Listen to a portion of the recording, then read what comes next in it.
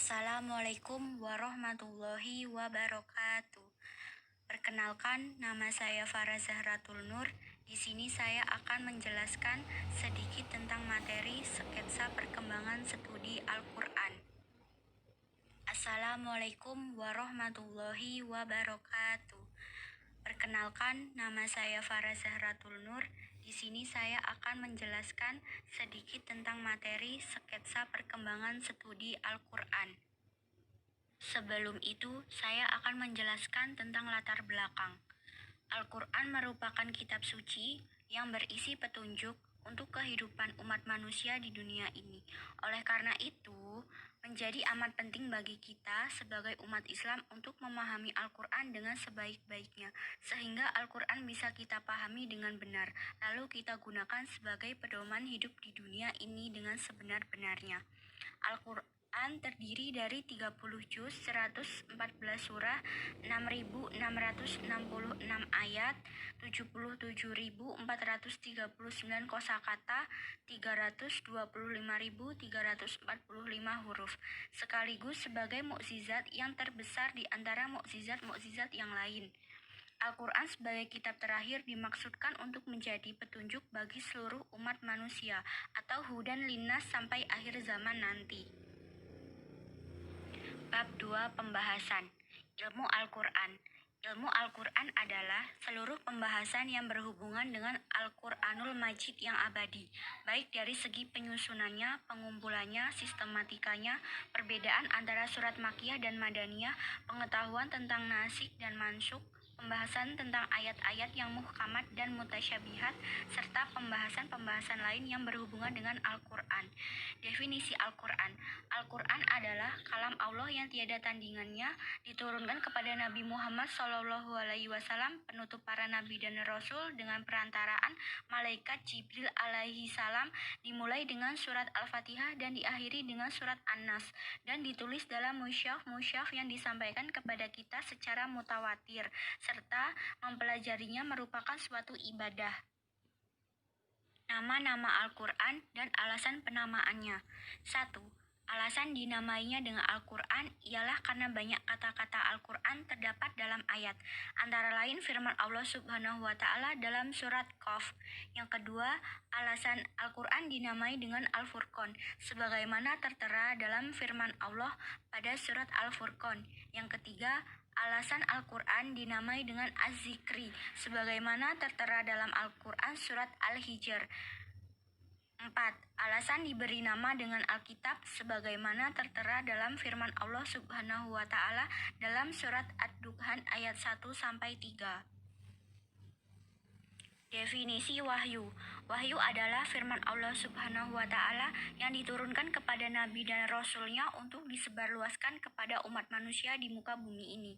Definisi ilham.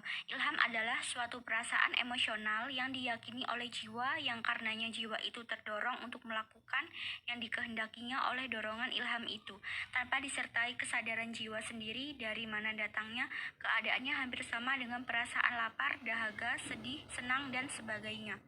Persamaan wahyu dengan ilham yaitu keduanya sama-sama diterima oleh manusia, keduanya sama-sama menimbulkan pemahaman dalam batin, keduanya sama-sama menimbulkan keyakinan, keduanya tidak diberikan pada makhluk binatang, keduanya sama-sama diberikan demi kemaslahatan, dan yang terakhir keduanya sama-sama merupakan pemberian Allah Subhanahu wa Ta'ala.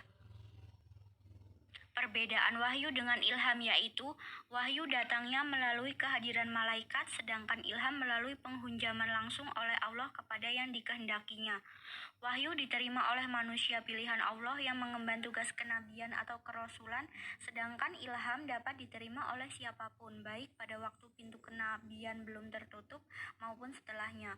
Wahyu diturunkan dengan tujuan untuk kemaslahatan seluruh umat manusia atau umat tertentu, sedangkan ilham hanya untuk kemaslahatan yang menerimanya dan tidak dibebani kewajiban untuk menyampaikan pada orang lain. Wahyu tidak dapat diminta kepada Allah agar diturunkan pada waktu tertentu, sedangkan ilham menurut sebagian ulama dapat diminta kepada Allah melalui cara membersihkan diri dan memperbanyak taqarrub pada Allah. Wahyu pintunya telah tertutup. Bersamaan tugas kenabian yang diemban Nabi Muhammad SAW berakhir, sedangkan ilham pintunya masih terbuka selama masih ada manusia dan berlaku sepanjang masa. Fungsi Al-Quran antara lain: 1. Pengganti kedudukan kitab suci sebelumnya yang pernah diturunkan Allah Subhanahu wa Ta'ala. 2.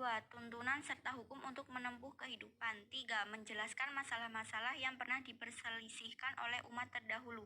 4. Sebagai obat penawar syifa bagi segala macam penyakit, baik penyakit rohani maupun jasmani. 5. Sebagai pembenar kitab-kitab suci sebelumnya, yakni Taurat, Zabur, dan Injil. 6. Sebagai pelajaran dan penerangan. 7. Sebagai pembanding atau pembeda furqan antara yang hak dan batil. 8. Sebagai pengajaran atau pembentang atau penjelas tibyan segala sesuatu akan ilmu pengetahuan dan rahasia-rahasia alam dunia dan akhirat. 9. Sebagai takziroh, peringatan bagi orang-orang yang takut kepada Allah dan terhadap kepemimpinan Al-Quran. 10. Sebagai pengawas muhaiminun dan penjaga atas kitab-kitab samawi lainnya. Perkembangan studi Al-Quran. Perkembangan studi Al-Quran di kalangan umat Islam dibagi menjadi dua fase. Yang pertama, fase sebelum kodifikasi. Pada fase sebelum kodifikasi ini, ulumul Quran telah dianggap sebagai benih yang kemunculannya sangat dirasakan sejak masa Nabi. Hal itu ditandai dengan kegairahan para sahabat untuk mempelajari Al-Quran dengan sungguh-sungguh. Terlebih lagi di antara mereka, sebagaimana diceritakan oleh Abdurrahman As-Sulami, memiliki kebiasaan untuk tidak berpindah kepada ayat lain sebelum memahami dan mengamalkan ayat yang sedang dipelajarinya. Yang kedua, fase kodifikasi.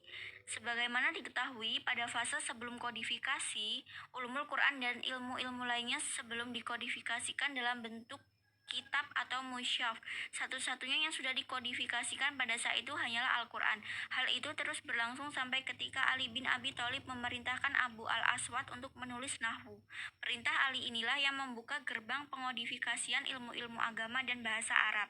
Pengodifikasian itu semakin marak dan meluas ketika Islam berada di bawah pemerintahan Bani Umayyah dan Abbasiyah pada periode-periode awal pemerintahannya. Perkembangan studi Al-Quran dibagi menjadi dalam beberapa perkembangan, di antaranya: 1. Perkembangan ulumul Quran abad 2 Hijriah. 2. Perkembangan ulumul Quran abad 3 Hijriah.